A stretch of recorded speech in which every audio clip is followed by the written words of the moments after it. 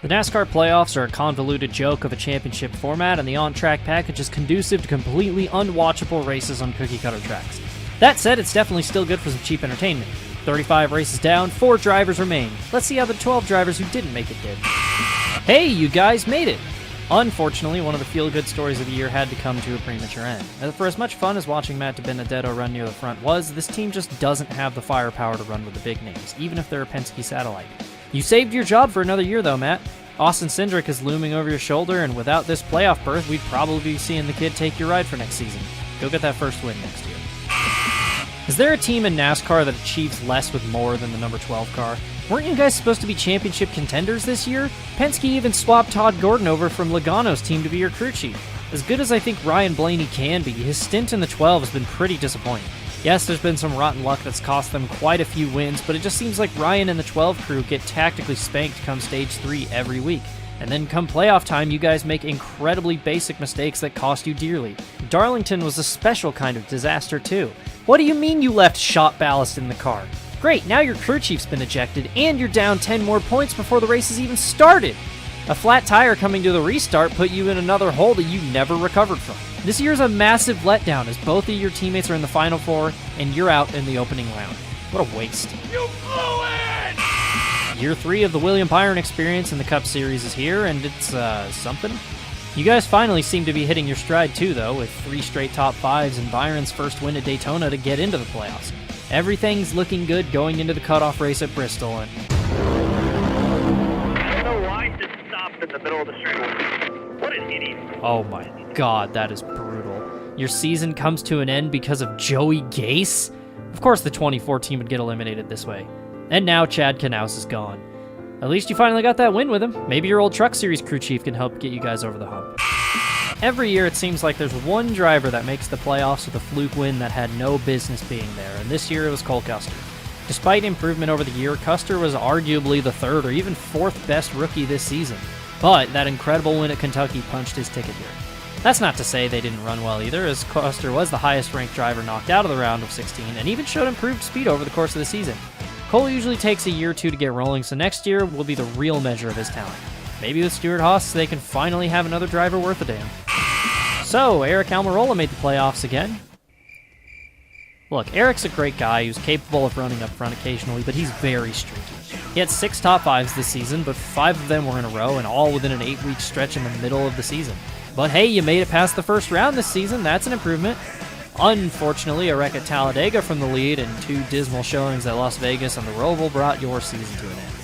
Maybe next year will be the year that Eric takes that next step, but we've also said that for the last 2 years. Speaking of mediocre Stuart Haas drivers, you managed just 2 top 5s in a season where your teammate won 9 races. That's impressive. I didn't know it was possible to continue to get so little out of such good equipment. That said, 5 top 10s and 6 playoff races, including the Roval. How'd you guys miss the round of 8? Oh, you caused the wreck at Talladega. God, I swear Boyer and Almirola are attached at the hip. Unfortunately, Boyer also announced his retirement at the end of the season, so he'll end his career without a Cup championship. On to the announcer's booth with you. I feel like Austin Dillon doesn't get the credit he deserves, and this year proved it once again. Had he not missed the Daytona road course, he easily could have been within the cut line and wouldn't have to rely on their win at Texas to make it in. This team came ready to race in the playoffs too, with 2 top 5s in the first 2 races, a 12th place at Bristol to get on to the round of 12. On to Vegas. You guys have momentum. This could easily be a giant killing performance. The tires, and the guy that's supposed to catch the tires falls over the wall. That's an extra man over the wall. NASCAR considers that a safety violation. Take it easy. It's still early. You can recover from this penalty as long as nothing's wrong with the car. Oh no. No, now is not the time to have engine issues. There goes all that momentum. 32nd place finish. You only got 12th at Talladega, and that wasn't good enough, as Dillon's never been good on road courses. 19th place at the Roval. No round of 8 for you. God, what a shame. Man, Kyle Busch has just looked off this year. Outside of Hamlin, Gibbs as a whole hasn't been as fast, but for Kyle Busch to not have a win going into the playoffs? Hopefully that doesn't come back to bite you. 2 6th, a 7th, and a 2nd to start the playoffs definitely helps, though. On to Talladega. Oh, no. Well, it's not all over yet. What's next? The elimination race from the Charlotte Roval, and the green flag's in the air. Oh, no. Well, Kyle can still overcome this, even if he has historically struggled here. He's even running up front with strategy. They just need a caution. Unfortunately for you, that caution never comes. Kyle has to pit, and the dream is over. Kyle Busch is the first defending champion to get eliminated this early since Jimmie Johnson in 2014. But don't worry, to rub salt in the wounds, you'll win in 2 weeks, which would have put you in the Final Four had you made it that far.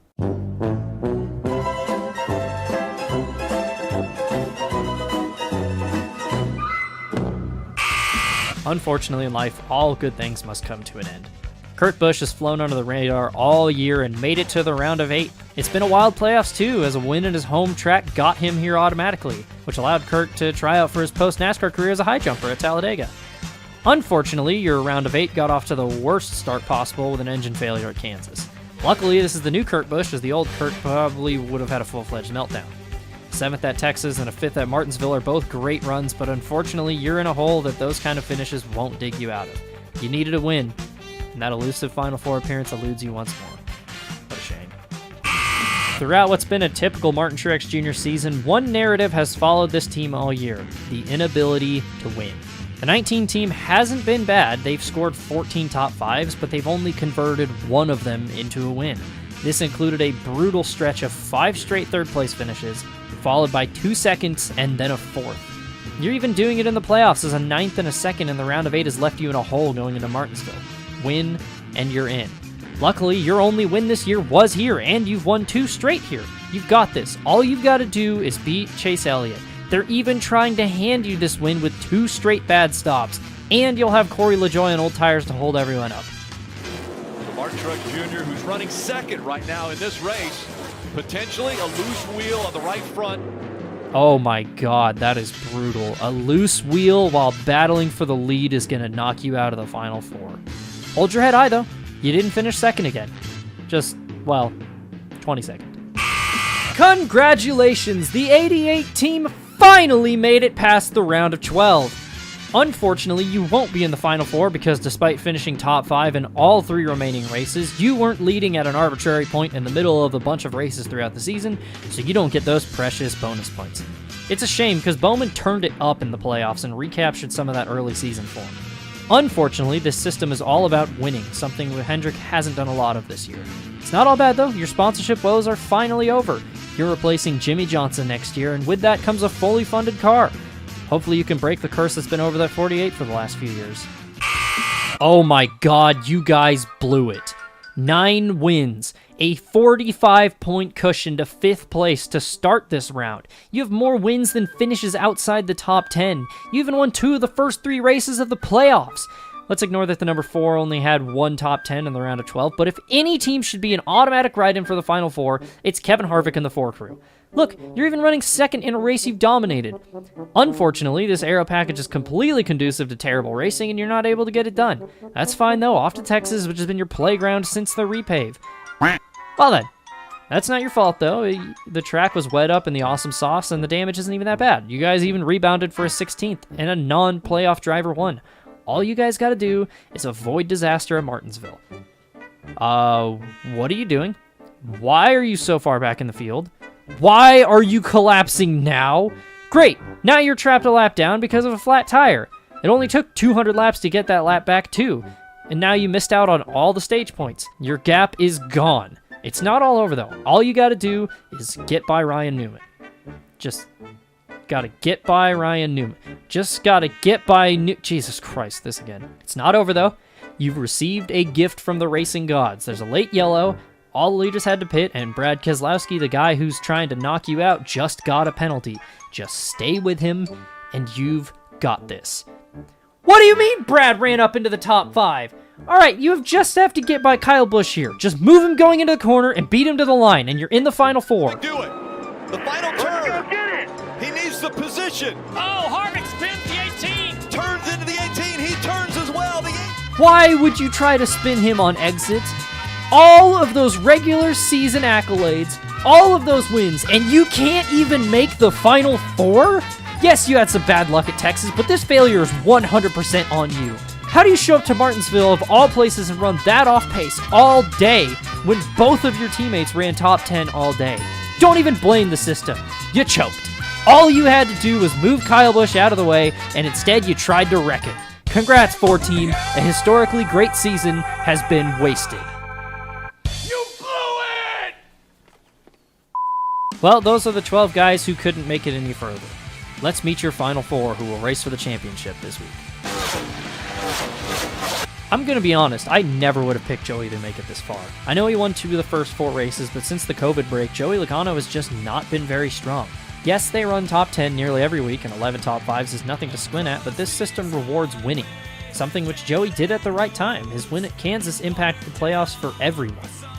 Kyle Busch and Kevin Harvick own Phoenix, and with Kyle knocked out the round before, and with the finale now being there, the writing was on the wall for Harvick to cruise to his second title. By holding him off at Kansas, not only did Joey punch his ticket to Phoenix, but he kept Harvick from doing so at all. Now the task is a bit easier. Even with all that said, I would never count Logano out, even if his season has been sort of unspectacular. The number 22 team almost always shows up at speed when they have to, and if you want an aggressive driver who will pull out all the stops to win, there's not many better than Joey Logano. And by the way, who won there earlier this year? Yeah. That said, there's someone who led the most laps at that race who's also in the Final 4. Hey, you guys finally made it! The last 3 years in a row, Chase has been in position to make the Final 4, only for something to go wrong every time.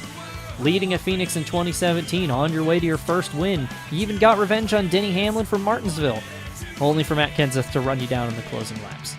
Leading at Phoenix in 2018, only for a pit road penalty to put you in the back of the pack, and then Denny Hamlin and Kurt Busch decide to have a pissing match in front of the whole field. Going into the round of 8 as a Final 4 favorite in 2019, broken axle at Martinsville, crashes at Texas and Phoenix. No Final 4.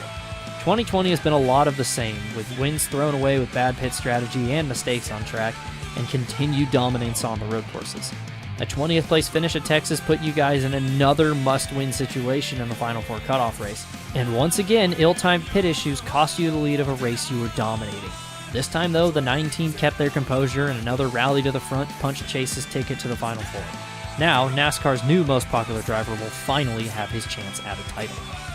Just don't get in your own way this time. Speaking of throwing wins away, who's been the beneficiary of 2 of those? It's been a weird year for Brad Keselowski. Coming into this year, a lot of people, including myself, saw Brad stepping away from Penske and maybe even NASCAR as a whole. He seemed miserable, he was getting outrun by his teammates every week, and he had only made the Final 4 once in his career. A second championship looked completely off the books for Brad. That is, until he took advantage of Chase Elliott and Alan Gustafson handing him a couple wins on a platter, and he re-signed with Penske for another year. Since then, Brad has gone back to classic Brad Keselowski form. He's had the highest win and top 10 numbers in the last 5 years of his career, and he managed to knock Kevin Harvick out of the Final 4 spot that had his name written all over it. Just like his teammate Joey Logano, he'll be looking to etch his name into the record books with a second championship, and this could be one of his last chances to do so. The only problem is there's one other guy in the Final 4 who's been pretty dominant this year. Alright, Denny, 5th time's the charm? Last 2 years have been a major career revival for Denny Hamlin. His job looked on the line up until the start of last season. After entering Homestead with a shot at the title and not coming home with it for the 3rd time in his career in 2014, Denny went into a bit of a slump. He had solid years for the next 3 seasons, but was never a championship contender, and 2018 was his worst year, seeing him go winless for the first time in his career and getting eliminated in the first round of the playoffs. The writing was on the wall. 2019 could be his last year, and he was merely keeping Christopher Bell's future seat warm. How did Denny respond? 6 wins, a second Daytona 500 win, and another Final 4 berth. Unfortunately, Denny and company stuck to the narrative and watched as another championship slid through their fingers at Homestead. This year, much of the same. 7 wins, a 3rd Daytona 500, and once again, another Final 4 berth. This season's different though, as there's a few names missing. Kyle Busch, who beat him last year, knocked out in the round of 12. Kevin Harvick, who beat him in 2014, knocked out in the round of 8. Jimmy Johnson, who won in 06 and stole the championship from Denny in 2010, didn't make the playoffs at all. And the icing on the cake, the finale's no longer at his personal hell, Homestead, Miami. It's at Phoenix, where he won last season. This is his best chance in a decade at finally losing the choker label that's hung over his head. And I'm sure he'd love to no longer be in consideration for the title of best driver without a championship. I honestly don't know how to call this one. None of these 4 drivers have been dominant at Phoenix in their career. Hamlin and Logano have only won here once, though they did it at the 2 most recent races, and Chase and Brad haven't won here at all. Any one of these guys could be the favorite. Here's my prediction. Chase Elliott dominates, leads the most laps, but a late caution throws everything out of whack. Not having learned his lesson from Charlotte, Alan Gustafson decides to pit Elliott from the lead, handing the win to Joey Logano. Denny Hamlin finishes 10th and fails to win championship again. Mark Martin celebrates at home that he no longer has to wear the title of the guy who couldn't win the championship. Martin Truex quietly cries in his motorhome as Joey Logano once again wins the damn war. Have a nice day.